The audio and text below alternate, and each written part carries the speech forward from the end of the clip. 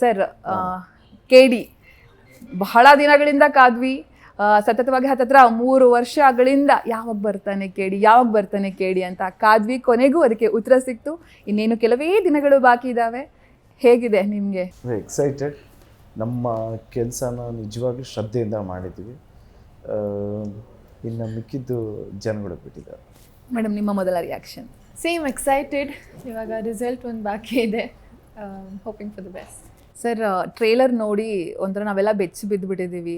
Mass ಅವತಾರ, ಇಷ್ಟು ದಿನ ನಾವು ಏನು ನೋಡಿದ್ವು ಅದನ್ನೆಲ್ಲ ಹೊರತುಪಡಿಸಿ ತೀರಾ ಭಿನ್ನವಾಗಿ ನಿಮ್ಮ ಆರ್ಭಟ ಇರುತ್ತೆ ಅಂತ ಅಂದ್ಕೊಂಡಿದ್ದೀವಿ ನಾವೆಲ್ಲರೂ ಕೂಡ. ಸೊ ಹೇಗೆ ನಮ್ಮನ್ನು ಕೇಳಿ ಕಾಡ್ತಾನೆ ಅಂತ ಹೇಳಿ? ಫ್ಯಾಮಿಲಿ ಎಮೋಷನ್ಸ್ ಬಗ್ಗೆ, ಫ್ಯಾಮಿಲಿ ವ್ಯಾಲ್ಯೂಸ್ ಬಗ್ಗೆ ಚೆನ್ನಾಗಿ ಮಾಡಿದ್ದಾರೆ ಡೈರೆಕ್ಟ್ರು. ಸೊ ಸ್ಕ್ರೀನ್ ಪ್ಲೇ ವೈಸ್ ನೋಡಿದ್ರೆ ಎಲ್ಲ ಕಡೆನೂ ಎಂಗೇಜಿಂಗ್ ಆಗಿ ಇರೋದಕ್ಕೆ ಆಡಿಯನ್ಸ್ನ ಟ್ರೈ ಮಾಡಿದ್ದಾರೆ ಡೈರೆಕ್ಟ್ರು.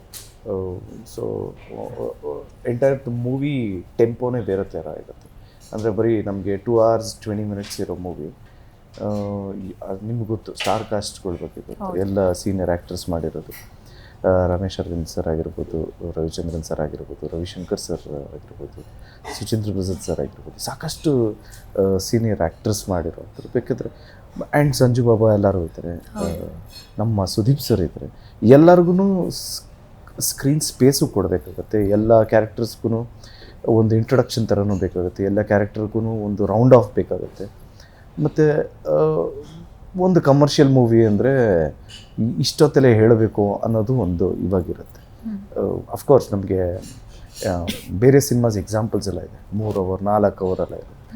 ಬಟ್ ನಮ್ಮ ಸಿನಿಮಾಗೆ ರಿಕ್ವೈರ್ಮೆಂಟು ಇಷ್ಟೇ ಅಂತ ಫಿಕ್ಸ್ ಆಗಿರೋದು directors call and productions call. So ಅಷ್ಟರ ಒಳಗೆ ಇಷ್ಟು ಡೀಟೇಲಾಗಿ ಹೇಳಬೇಕು ಅಂತ ತುಂಬ ಚೆನ್ನಾಗಿ ಅಚ್ಚುಕಟ್ಟಾಗಿ ಮಾಡಿಕೊಟ್ಟಿದ್ದಾರೆ ಅಂತ ನನ್ನ ಫೀಲು. ಖಂಡಿತ ಎಲ್ಲರಿಗೂ ಇಷ್ಟ ಆಗುತ್ತೆ ಅಂತ ಒಂದು ನಂಬಿಕೆ.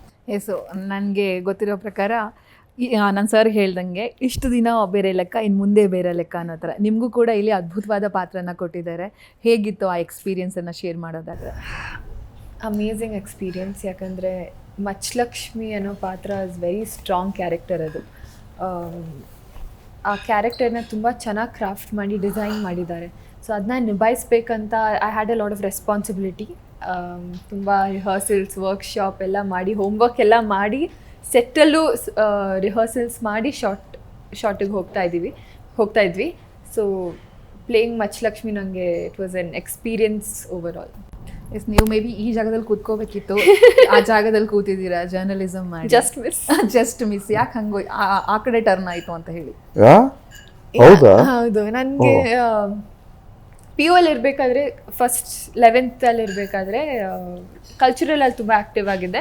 ಸೊ ಅವಾಗ ಸಿನಿಮಾ ತುಂಬ ನೋಡ್ತಿದ್ದೆ, ತುಂಬ ಇಷ್ಟಪಡ್ತಿದ್ದೆ. ನಾನು ಅಲ್ಲಿದ್ದಿದ್ರೆ ಚೆನ್ನಾಗಿರ್ತು ಅಂತ ಆ ಥರ ಎಲ್ಲ ಯೋಚನೆ ಬಂತು. ಬಟ್ ನನ್ನ ಪ್ರಯಾರಿಟಿ ಇದ್ದಿದ್ದು ಓಕೆ ಜರ್ನಲಿಸಮ್ ಮಾಡೋಣ, ನ್ಯೂಸ್ ಆ್ಯಂಕರ್ ಆಗಬೇಕು ಅಥವಾ ಚೀಫ್ ಎಡಿಟರ್ ಆಗಬೇಕು, ಆ ಥರ ಯೋಚನೆ ಮಾಡ್ತಿದ್ದೆ. ಕಾಲೇಜ್ ಮುಗಿದು ಇಂಟರ್ನ್ಶಿಪ್ ಮಾಡಿ ಆ ಫೀಲ್ಡಲ್ಲಿ ಹೋಗೋಣ ಅಂತ. ಬಟ್ 11th ಮುಗಿಸಿ 12th ಮಾಡ್ತಾ ಇರಬೇಕಾದ್ರೇ ಫಸ್ಟ್ ಪ್ರಾಜೆಕ್ಟ್ ಬಂತು. ಸೊ ಅಲ್ಲಿ ಶಿಫ್ಟ್ ಆದಮೇಲೆ ಐ ರಿಯಲೈಸ್ ನನಗೆ ಕ್ಯಾಮ್ರಾ ಮುಂದೆ ಇರೋಕ್ಕೆ ತುಂಬ ಇಷ್ಟ and this is my space ಅಂತ ರಿಯಲೈಸ್ ಆಯಿತು. ಸೊ